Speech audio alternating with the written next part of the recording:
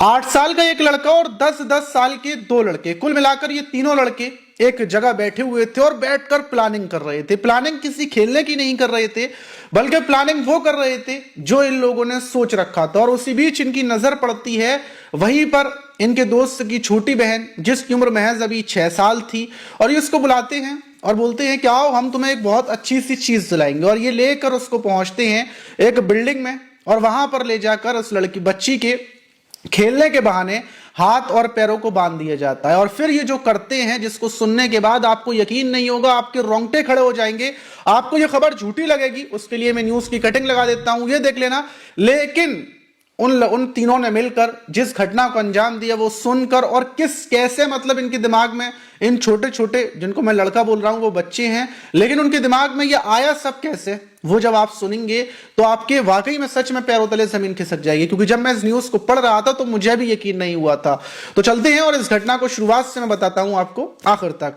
तो दोस्तों, मेरा नाम माज है, उम्मीद है कि आप सब अच्छे होंगे, सुरक्षित होंगे। जो घटना है वो दिल्ली की है और दिल्ली का भजनपुरा इलाका है। उस भजनपुरा इलाके में ये समझ ले मेरा तो आना जाना हमेशा लगा ही रहता है, क्योंकि वहां पर कुछ रिश्तेदार वगैरह भी मेरे रहते हैं। और तभी मेरे पास ये खबर आई, और जो ये खबर है, ये खबर 2026 की 1 फरवरी की है। वहीं पर रहने वाली एक महिला जो अपने पति के साथ रहती थी और उनकी एक 6 साल की बच्ची थी। वहीं 1 फरवरी की सुबह सुबह का टाइम था। जो उस लड़की के पिता हैं वो अपनी ड्यूटी पर निकलने वाले थे, और उसी बीच जो 6 साल की उनकी बच्ची है वो मतलब रोने लगती है, बोलती है कि मुझे चीज दिलवा कर लाओ, आज चीज दिलवा कर लाओ।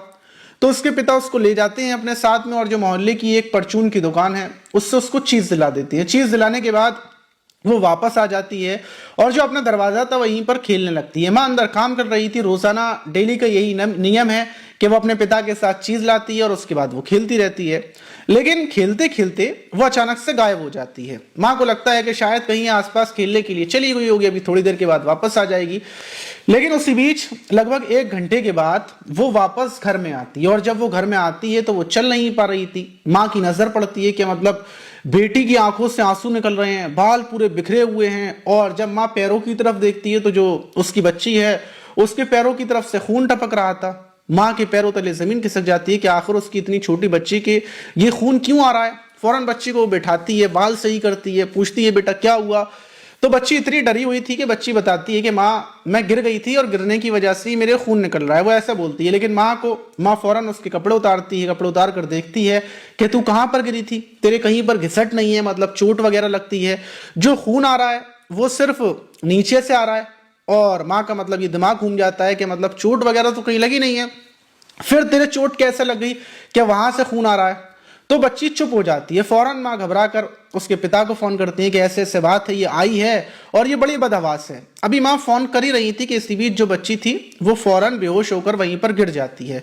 फौरन माँ अपनी बच्ची को उठाती है, अस्पताल की तरफ लेकर भागती है। जब पिता जो उसका पिता है वो भी अस्पताल में पहुंच जाता है। बच्ची को मतलब जो डॉक्टर्स थे वो देखते हैं, और देखने के बाद जो प्राइवेट पार्ट था उस पर अंदर की तरफ काफी ज्यादा घाव थे, डैमेज हो रहा था, और वहीं से मतलब आ रहा था जो बच्ची है उसके साथ जरूर कुछ ना कुछ गलत हुआ, ये डॉक्टर बोलते हैं। फौरन जो माँ थी वो पुलिस को फोन कर देती हैं कि ऐसे ऐसे मेरी बच्ची घर के बाहर खेल रही थी और उसके बाद उसके साथ क्या हुआ है कुछ नहीं पता, और बच्ची बताने की हालत में नहीं है, वो बेहोश हो गई है। अब जो भजनपुरा पुलिस थी वो मौके पर अस्पताल में पहुंच जाती है, पिता परेशान। और जब बच्ची होश में आती है तो पुलिस बोलती है माँ से कि तुम बड़े प्यार से अपनी बच्ची से पूछो कि आखिर क्या हुआ है, क्या हुआ था वहां पर और किसने किया है ऐसा। जब माँ अपनी बच्ची के पास पहुंचती है बोलती है कि हम तुझे डांटेंगे नहीं, तू बता क्या बात है, कैसे हुआ, किसने किया, तू हमें बता दे, कोई बात नहीं होगी, तू परेशान मत हो, जरा सी भी मत डर।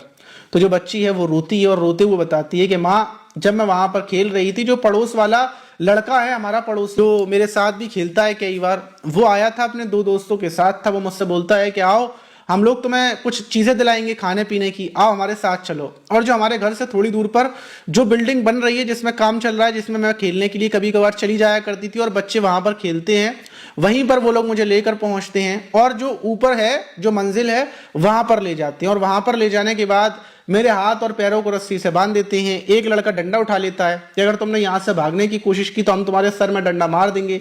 मैं डर जाती हूँ।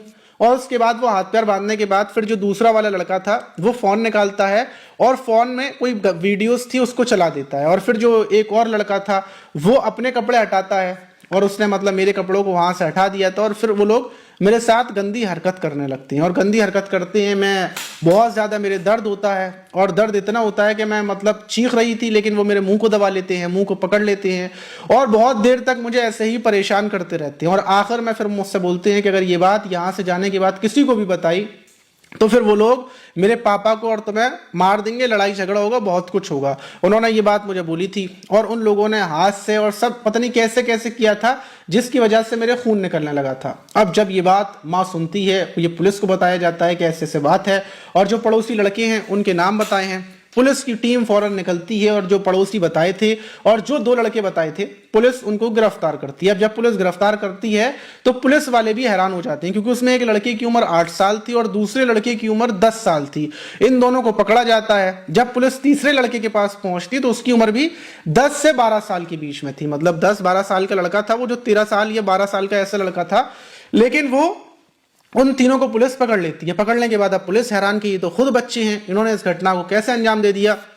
अब तीनों को पकड़कर जब पूछा जाता है कि फोन किसका था, किसने प्लान किया, क्या प्लान किया था, किसने गलत काम किया, कैसे किया, जब ये ढेर सारे सवाल पूछे जाते हैं तो पता ये चलता है कि जो बड़ा वाला लड़का था उसके परिवार वालों ने उसको फोन दे रखा है, और उसी फोन में वो गंदे वीडियोस देखता था, और उसके जो दोस्त हैं 2 8 और 10 साल के, उन लोगों को ये बिल्डिंग में ले जाया करता था, और वहीं पर ये लोग गंदे वीडियो देखते थे। और गंदे वीडियो देख देख कर इनके दिमाग में सिर्फ यही आ गया था कि जैसा वीडियो में होता है वैसा ही हम भी करेंगे। और उस दिन इन लोगों ने प्लानिंग की 1 फरवरी को, क्या हम उसके साथ करेंगे, और फिर ये उस लड़की को उस बिल्डिंग में ले गए, और जैसे जैसे इन लोगों ने वीडियोस में देखा था वैसे किया, और उसी की वजह से मतलब ये 8 साल का ये तो कुछ कर ही नहीं सकता, 10 साल वाला भी कुछ नहीं कर सकता, लेकिन इन लोगों ने मतलब पता नहीं कैसे किया होगा, क्या किया होगा, लेकिन कोशिश में उस बच्ची को घायल कर दिया, बिल्कुल मतलब जख्मी कर दिया। और जो ये 13 साल वाला लड़का है, इसके ऊपर भी मतलब यही है कि इसने भी इस घटना को अंजाम दिया है। वहीं पुलिस हैरान है, पूरे मोहल्ला जो भजनपुरा है उसमें लोगों को यकीन नहीं हो रहा है कि मतलब नए छोटे छोटी उम्र के लड़के ऐसा कर रहे हैं। आप सोच कर देखिए कि आने वाले वक्त में क्या होगा। अगर ऐसे ही हमारी जनरेशन का दिमाग ऐसा होता रहा तो जवानी के टाइम पर ये क्या हाल करेंगे। मतलब बहुत सोचने वाली बात है। अब ये भी सबसे बड़ी बात है, क्या आपके परिवार की जो छोटी छोटी बच्चियां हैं उन पर आपको नजर रखनी है। अपनी बच्चियों को अकेले ना किसी परचून की दुकान पर जाने दें, ना कहीं किसी के साथ खेलने जाने दें, क्योंकि आज के टाइम में वक्त बहुत ज्यादा बड़ी तेजी से बदल रहा है। बच्चों को फोन में देख देख कर यही चीजें आ रही हैं। और दूसरी चीज ये है कि मतलब ये मिलना, किस विस, ये सारी चीजें इतनी नॉर्मल हो चुकी हैं कि लोग एक दूसरे के सामने भी करते हैं। बच्चे बैठे हुए हैं, माता पिता उनके सामने कुछ करेंगे।